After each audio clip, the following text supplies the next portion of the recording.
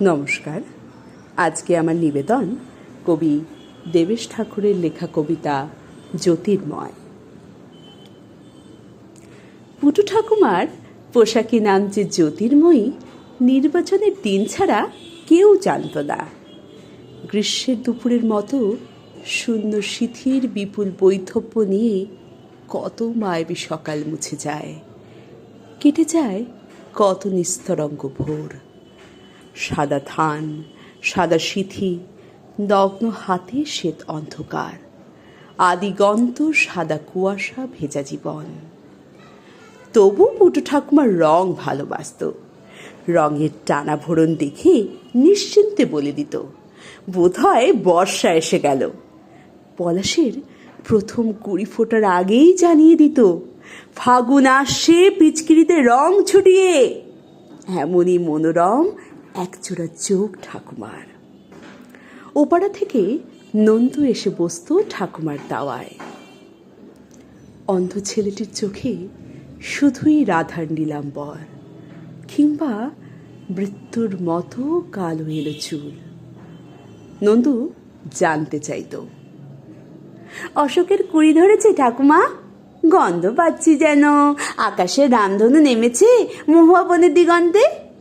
কৃষ্ণচূড়ার ডালে বসেছে সে পথ ভোলা নীলকণ্ঠ পাখি।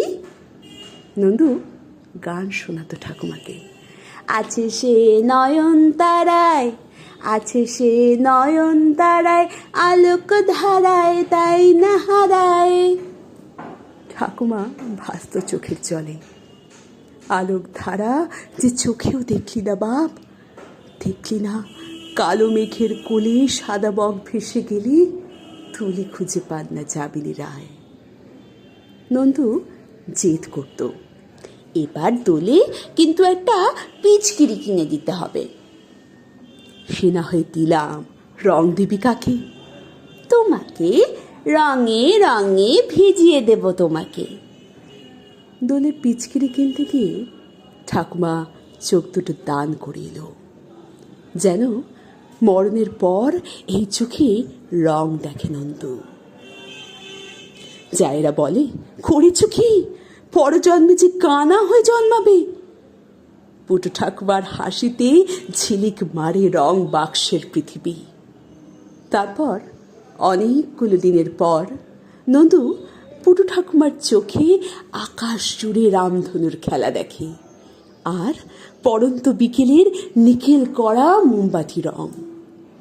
বলতে ভুলে গেছি, এখন ওকে নন্দু বলে ডাকলে খুব রাগ করে। নন্দু কেন? জানো না আমার নাম কি?